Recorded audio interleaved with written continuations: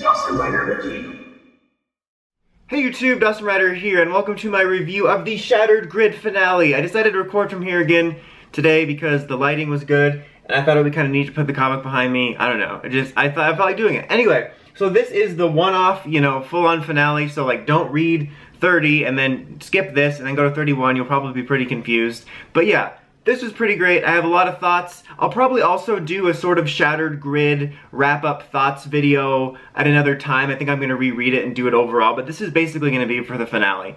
So basically, we pick up where we left off. We get a few more little bits of like the war, this really cool scene which we got in the preview panel, which was the Hyperforce Zords combining with like other Ranger Zords that were like remnants. They do like kind of a roll call with Dino Charge Purple, Wolf Ranger, and Zeo Ranger 1, but it's got elements of other Zords in there, unless I'm crazy, because like Jen like used her Morpher to basically use future tech and stuff to make everything compatible because they have like an archive of it. So it was a really, really cool scene. Like I said, we got a preview of it, so you may have seen it before that.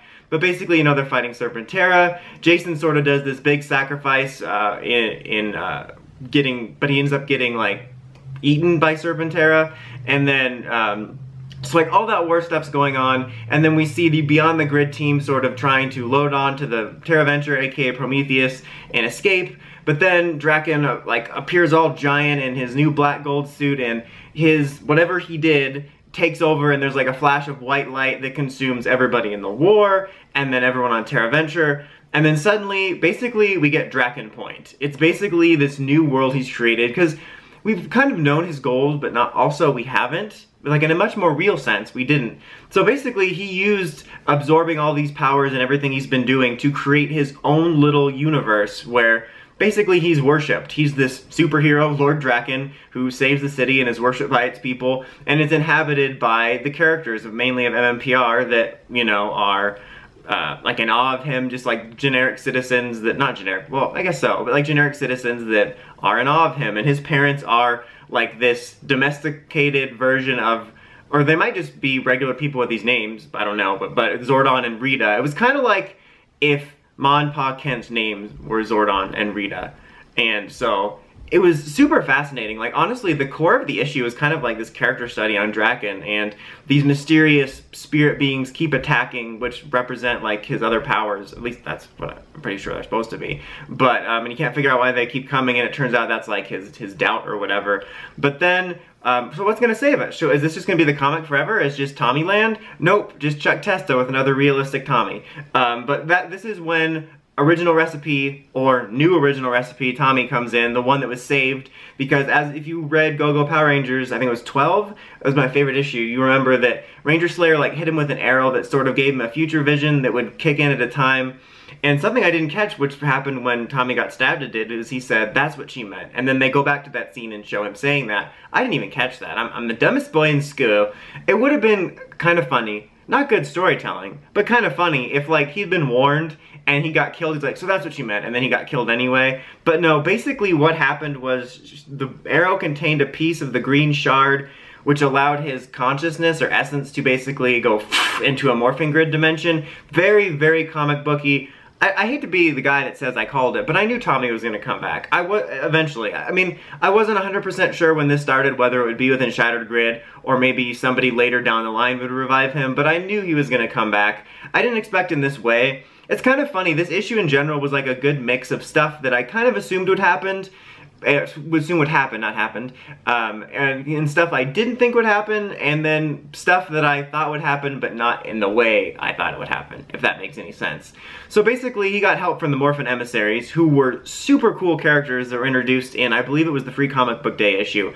Like, they introduced all this lore about the Morphin Masters, or it was the emissaries, sorry, the emissaries that protect the Morphin Masters, and it turns out that Draken used all this power to get into the grid to steal the jewel from one of the masters, which is what's on his suit, which allows him to do this reality shaping stuff. So we still don't have super intricate explanations for that, but given the fact that that's been introduced, I'm pretty confident at some point we'll get an annual story or something where we get more about that. But I didn't forget about them, but I didn't expect to see them, so that was a really cool surprise. So the emissaries were involved in it, and they basically, it's like, if you've seen Once Upon a Time, they basically woke them up. Like, this reminded me of like Flashpoint, and then also like The Curse. Any of the 15 thousand curses from the Once Upon a Time series. He basically woke all the Rangers up, the Shattered Grid crew, you know, the original MMPR team, and then Jen and Lauren, and they confront Draken, and there's this really great scene between Draken and Tommy where they sort of get to the heart of Draken's motivations of, like, he can't figure out why, like, all the other versions of Tommy's ever seen are good, and what they have that he doesn't. And there's this great scene where, you know, good Tommy was like, you know, it's the fact that you never opened yourself up to the Rangers, which is kind of the core of Power Rangers' message. But it was really great, well-written scene, and I love that they made Draken such a human character in that sense. Like, he was kind of so lonely, and he created this world to create people that worshipped him. Like, that's something I want to talk about if I do a Shattered Grid wrap-up thing, is this is fascinating about Draken's character is, it was, like I said, very human, and there was lots of different elements to it, but there was also this kind of meta-storytelling, I felt, which I'm not sure how intentional it was, you never know, but, like, about Tommy's place in the franchise, like, especially in the annual story when he visited Zeo Tommy, and he's like asking, like, why the hell does everyone like Tommy so much? And there was definitely some meta stuff in there that I feel had to be intentional.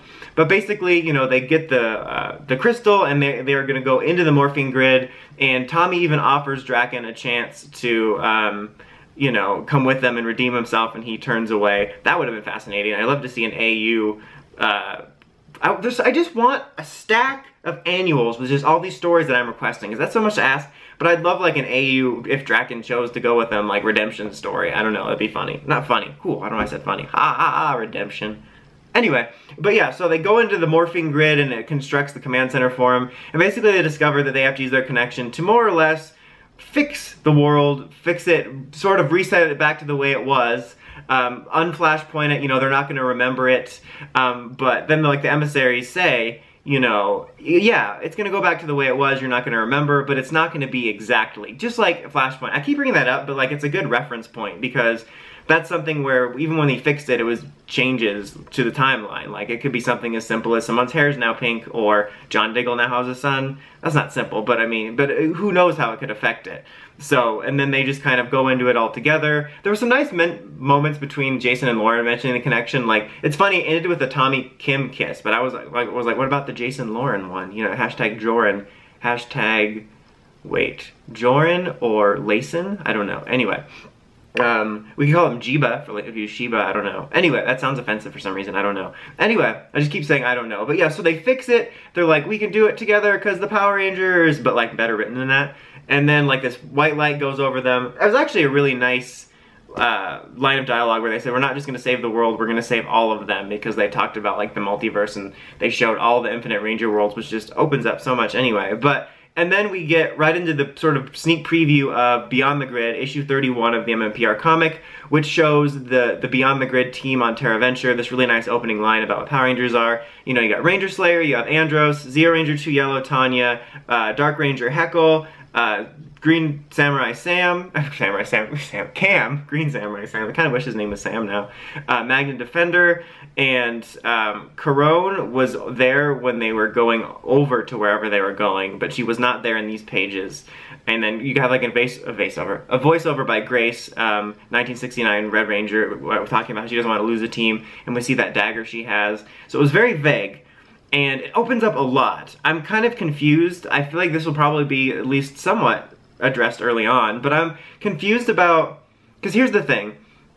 I knew things would eventually get fixed, but I honestly thought this was going to end on much more of a broken note, and then Beyond the Grid's arc was going to be about trying to repair the universe in the way that this ended, and doing some sort of reset. I thought that these 5, 6 Rangers, whatever, was going to be the like the rescue team that had to salvage everything, the leftovers. I didn't expect the original MMPR team to all seemingly save it, because the hints we've got is, like, they're limited on power and they're in a strange world. So maybe it was really obvious to some people, but I'm confused about whether or not these Beyond the Grid Rangers exist in the new world that the MMPR team has created, or did they somehow, because it's called Beyond the Grid, escape, like, basically out into a different, like, literally Beyond the Grid, like, basically escape this world change.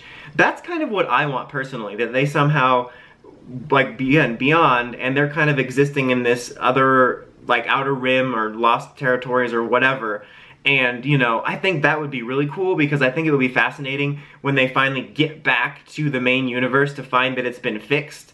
And, like, what if when they fixed it, you know, fixed, Andros is there, Tanya's there, Cam's there, Heckle's there, you know, fixed versions, but, like, these Shattered Grid versions still exist, you know, that are the only ones that remember it, and it kind of created a different version of them. I think that would be fascinating because it would kind of create this lost in time and space story for this group and give them a reason to stay together because they don't really have a place anymore because they would be, you know, remnants of a time that no longer exists. I don't know, I'm just spitballing, but regardless, I think it opens it up a lot. I think that's super cool because that was my first thought, was that scenario I just laid out, and then it opens it up for years of comic stories because it says it fixes it, but not the way it was exactly. So we could do any kind of, like, the next run after Beyond the Grid, or a whole other series, or annual stories that take place essentially within the series we know, but, like, different. Like, it would be fascinating to get just a random Lightspeed rescue story that highlights what's different now that everything's been, you know, refixed from what the Rangers did in here.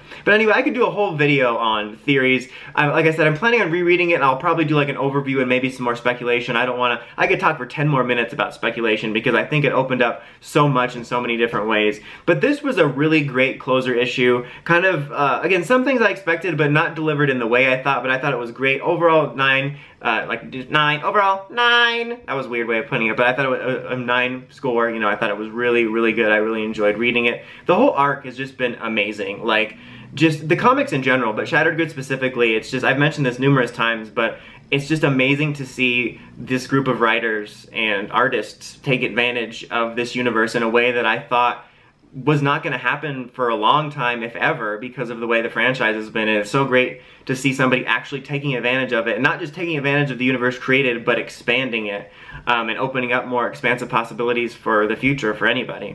But anyway, that's about it for this one. Until next time, don't forget to like, comment, subscribe, and of course, don't forget to climb the steps and ring that bell to get the notifications for all my videos. I almost said don't forget to climb the steps and ring the bell to ring the bell. That should just be obvious. Anyway, Dawson Rider, signing out.